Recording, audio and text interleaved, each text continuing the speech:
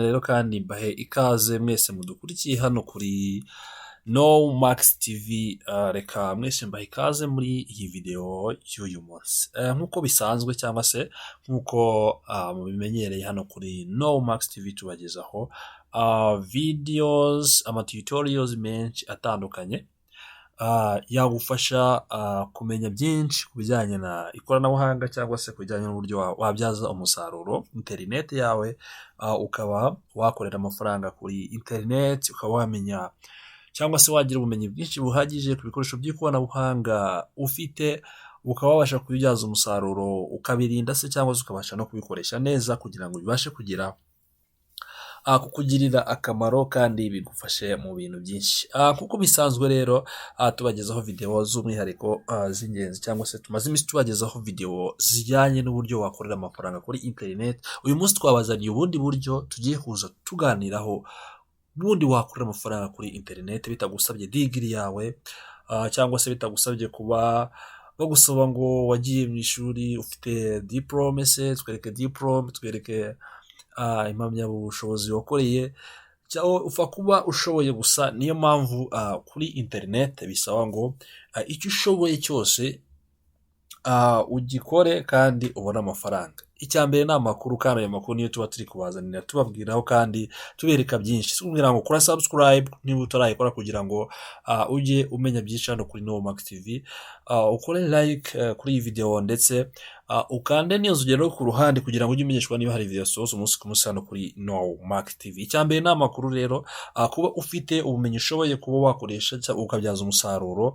haba gushushanya, haba kugira n'utundi tuntu wakora ubona ufite ibintu byinshi wakora, ariko kuko wenda utajya utekereza ngo nabikoresha hehe, ushobora kubuzi ugira ngo nta kamaro byakugirira, ariko byakugirira akamaro. Niba abantu tukubwira ngo kora subscribe kugira ngo ujye umenya byinshi hano kuri No Max TV, ndetse umenye n'uburyo wakoresha izo mpano zawe ufite zitandukanye online cyangwa se kuri internet ubashe gukorera amafaranga.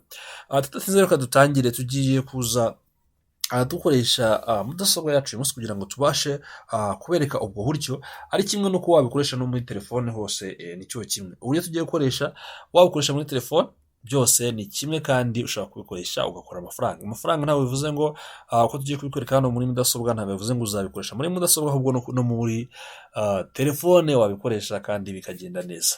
So tugiye kuza hano muri search bar yacu, cyangwa se muri hano dukoresha dusacinga amakuru muri Google. Kuko muri telefone yawe ushobora kubikora gutya, hanyuma twandikemo dribble.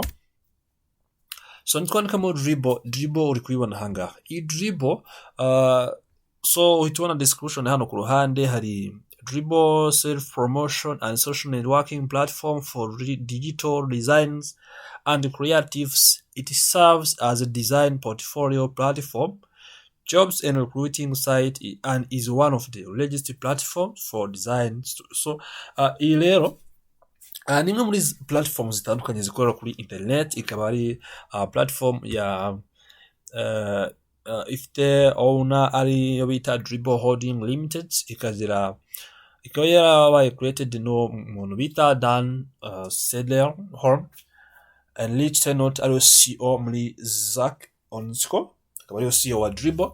So iyi Dribble rero uburyo ikora, uyijyaho hanyuma wamara kujyaho ugafunguraho account. Wamara gufunguraho account yawe na email yawe, ukuza amakuru usabwa. Ese akazi nashobora gukora ni akahe? Ni ukudesigninga se. Iyo tuvuze mu kudesigninga rero harimo ibintu byinshi bitandukanye, ari byo wenda tuzaza tubereka mu minsi igiye kuza, tubereka tools zitandukanye wakoresha kugira ngo ubashe kudesigninga ndetse ubashe no gutangira gukora amafaranga. Tuvuge ngo nta skills ufite cyangwa se nta bumenyi ufite, tuzaberekana ndetse na tools cyangwa se n'ibikoresho ushobora kuba wakoresha, cyangwa se uburyo nawe watangira gukora kano kazi ukagurisha izo tools zitandukanye kandi ugakorera amafaranga. So nubuhe buryo rero wabikoramo? Ni ukuza hano kuri Dribble, hanyuma urikona dribble.com. Niba nta account ufiteho, urumva biraza gusa gushyiraho account cyangwa se guhangaho account, hanyuma ubashe gutangira gukora. Hanyuma uri kubona hano harimo options zitandukanye. Hano hejuru hari option ivuga ngo inspirations, explore design work, hari find work, hari learn design, go pro, marketplace, higher design. So aha muri higher design kubibona gutya, wowe wahakoresha mu gihe ushaka nawe gutanga akazi kugira ngo abantu babashe kugira gute abantu babashe gusaba akazi hanyuma babashe kugira gute gukora. Icyo nkwibutsa ni uko iyo utanze akazi n'ubundi urishyura, ariyo mpamvu n'umuntu ukoze ka kazi ari we uhembwa, ari wo bita freelancer cyangwa se undi muntu wakoreye akazi hano kuri online, ayo amafaranga ahembwa. Ka kazi uragatanga hanyuma ukishyura amafaranga wumva ko yakabaye yishyurwa ka kazi ku muntu uzagakora, then wa muntu akaza agakora hanyuma ukamwishyura. Hanyuma uri kubona hano hirya hari ahandi hantu cyangwa se hari indi option uri kureba ahangaha bita yanditse ngo find work. Find work ni ugushaka akazi. So wayikoresha ute rero? Niza hano kuri find work uraza guhita ubona ko haza options zitandukanye cyangwa se sub menu zitandukanye. Iya mbere rero niyo bita job board, find your dream design job. Hari freelancer, project professional cyangwa se ziri paid, ariko ushobora nawe gukoresha iyo itari paid, byose birashoboka. Hanyuma hari get new leads in your inbox every day. So ahangaha icyo bavuze ushobora kujya wakira, bavuga ngo ujye wakira new leads cyangwa se new emails y'ama project buri munsi muri inbox ya email yawe. Hano hari personalize your profile with video cyangwa se ushiro video kuri profile yawe igaragaza wenda your designing skills ufite cyangwa se n'ibindi bintu ushobora gukora kugira ngo abantu bajye babibona babashe kuba baguhayaringa. Reka twijye hano kuri job boards muri freelancing style. Nitumara kujya kuri job boards uraza kubona hano hari ibintu bitandukanye cyangwa se hari akazi gatandukanye. Hano hejuru hari categories eshatu. Ya mbere ivuga ngo full time job board, hakaza niyo freelancer jobs, hakaza niyo bita design jobs. So design search. Aha muri design search, freelancer jobs ndetse na full time job ukubona ko ni ibintu bitandukanye. Hanyuma wowe ushobora guhitamo ukavuga ngo ese ndashaka akazi ko kujya nkora muri full time job. Ni ka kazi kagusaba gukora ubwo ni kuva mu gitondo ukagira nimugoroba se, cyangwa se ugashanga uzasabwa gukora amasaha 28 bitewe na ka kazi. Gashobora kuba ari akazi wenda urugero wasabye akazi ko gukora remote. Iyo tuvuze gukora remote ni ka kazi ukorera mu rugo, wenda ugasabye muri Amerika muri company runaka, bagusize kuri call center cyangwa se kuri call service, uzajya wakira ama calls. Icyo gihe urumva ko bizagusaba kujya ukora nijoro, kuko uzajya wakira aba customer care from morning, from gitondo, nimugoroba usanga uri kwakira aba customer care. So icyo gihe rero bikazagusaba gukora full time cyangwa se uzajya ugakora ari full time. Hanyuma hari na freelancer ayo ubona hano ku mwanya wa kabiri ngiye. So iyi freelancer rero freelancer jobs ni ka kazi ukora mu gihe uboneye umwanya. Akazi ukora mu gihe ubonye umwanya, ntago ari akazi ngo uzazikora every time. Ni akazi ukora mu gihe ubonye umwanya. So hari niyo bita design search. So design search ahangaha ushaka akazi noneho kwa ka designing, ariko reka turebe neza tugere exploringa buri kantu, turebe uburyo wagakoresha ndetse ukabyaza umusaruro kandi mu buryo bworoshye. Tutatinze rero reka nkwereke ngo ese ka kazi abantu bapostinga ahangaha n'aya mafaranga bahemba ava hehe. So uri kuvuga ngo ahangaha bavuze ngo uri kubona ko ni site bigomba guhuza abakoresha ndetse n'abakozi hirya no hino. Hano bavuga ngo post job starting at 24.9 per month. So gupostinga akazi ushobora kuba ufite akazi kenshi kagusaba wenda ukoresha ufite company bisaba akazi kagenda kaza kandi karivariye kadahoraho, uvuga ngo ukajya wishyura amafaranga 249 ku kwezi ugapostinga akazi. Uyu nguyu rero aya mafaranga yo bapostinze aba ari ya mafaranga agira gute yungura iyi company ya Dribble, ntago ari ya mafaranga guhemba. Aho amafaranga guhemba ni umuntu apostinze akazi, ka kazi gahwanye n'ibihumbi 2 wenda by'amadolari, abagomba kwishyura 2 by'amadolari byawe ndetse akasedishyura n'iyo account hosting hano kuri dribble.com kugira ngo abashe kubona umwanya cyangwa se urubuga rwo kunyuzaho y'amatangazo y'akazi kugira ngo abantu babashe kugira gute babashe kuba babona akazi bakaka-applyinga bakagakora. Reka tudatinze tugende hano hasi. Uri kubona hano muri hasi hari imyanya itandukanye. Hanyuma tugiye muri full time job. Muri full time job uri kubona ko ariho turi. Iyo manutse hano hasi, yes, iyo umanutse ahantu hazi uri kubona akazi gatandukanye. Hano hari view jobs, hano hari lead product design. Iyo ukanze kuri view job cyangwa se ugakanda kuri position, uri kubona ko ubonaho ibintu bitandukanye.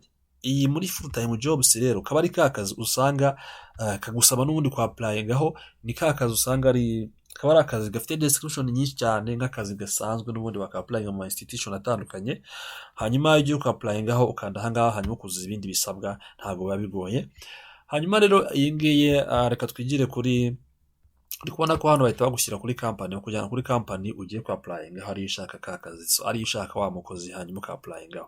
We could not find the job we were looking for. Nk'ahantu ntabwo kari kuboneka akanya, wenda kari rangiye. Hanyuma reka twigire hano kuri freelancer jobs, nizo wenda ziri key cyangwa se z'ingenzi cyane. Yes. Hano kuri freelancer jobs. Kuri freelancer jobs ukona ko uriho nkazi uri no hari akazi k'ingenzi cyane wenda ushobora gukora mu gihe ubonye umwanya, mu gihe bitagusabye kuvuga ngo ese nabigenza ne ko mfite akandi kazi, ko mfite izindi nshingano. No, ahangaha ni mu gihe ubonye umwanya uraza ugakora. So freelancer ni akazi ukora nk'ikiraka mu gihe ubifitiye umwanya wawe, ntabwo ari akazi kazagusaba kuza gukora buri munsi cyangwa se bakugenzura. Wowe uragakora ukagenda igihe cyawe uzagakora, hanyuma wagasoza ukabasha guhembwa amafaranga yawe. Hano uri kubona ko hari leadership, hari specialties, animations, brand and graphic design. Kubona ko nkaza hano muri graphic designs ushobora guhitamo specialties, ushobora guhitamo muri amafaranga guhera kuri 50 kugeza ku 1000 wenda. So ahangaha byose byo wahitamo nibyo bigenda bigira gute bikugeza ku kazi ushaka.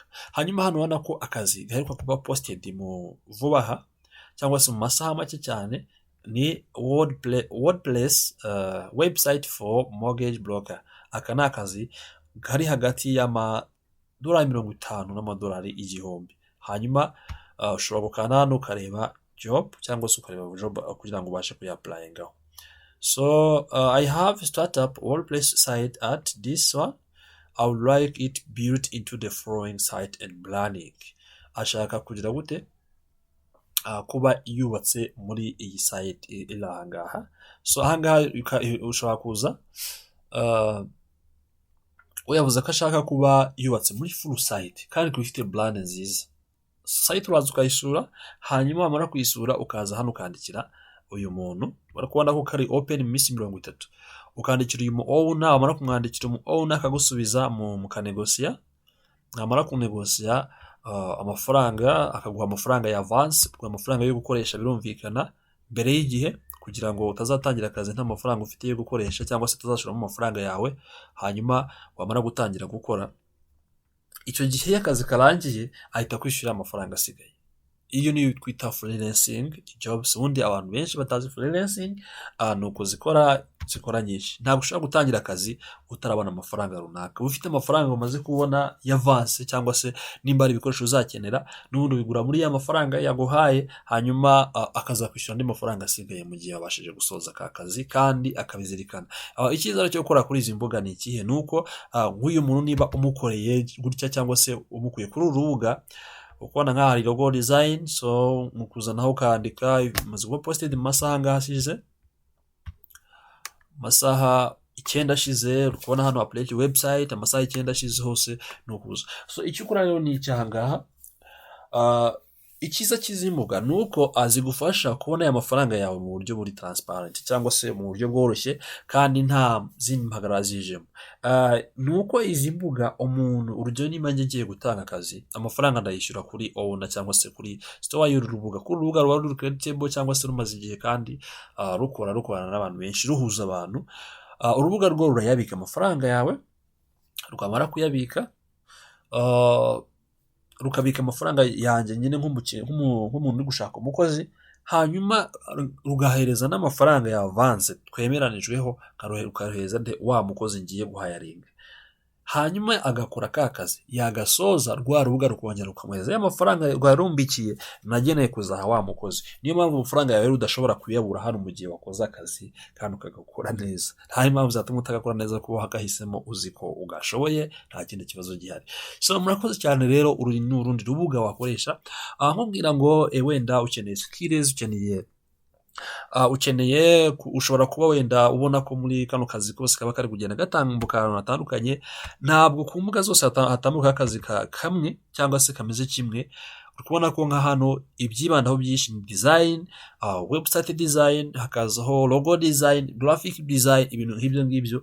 Ariko niba ufite ikibazo cyangwa se imbogamizi cyangwa impungenge zo kuba udafite skills kuri design, nkubwira ngo n'ubundi kora subscribe, kora like kuri video, ndetse uturning on cyangwa se ukaniyuzuye ku ruhande kugira ngo ujye video zasohotse umunsi ku munsi hano kuri Nomax TV. Icyo tubateganyiriza nuko tugiye no kuza mu minsi iri imbere tubereka cyangwa se tubigisha uburyo nawe watangira gukora graphic design yawe, cyangwa se ugatangira kujya designinga utuntu dutandukanye ku buryo ushaka kuzana hano nawe ugakorera amafaranga. Ntabwo bigoye cyangwa se bisaba ibintu birenze, ufite telefone gusa ushaka kudesigninga kandi ibintu bikagenda neza. Kora like, kora subscribe, ndetse ukore na share kuri video kugira ngo baze kureba ku bantu benshi. Turabakunda cyane rero, mukomeze mudukurikire kandi mukomeze muduhe n'ibitekerezo ndetse abinyunganizi mutware muri comment kugira ngo dukomeze kubana no kuri Nomax TV. Turabakunda cyane rero, ciao video ni akagaruka.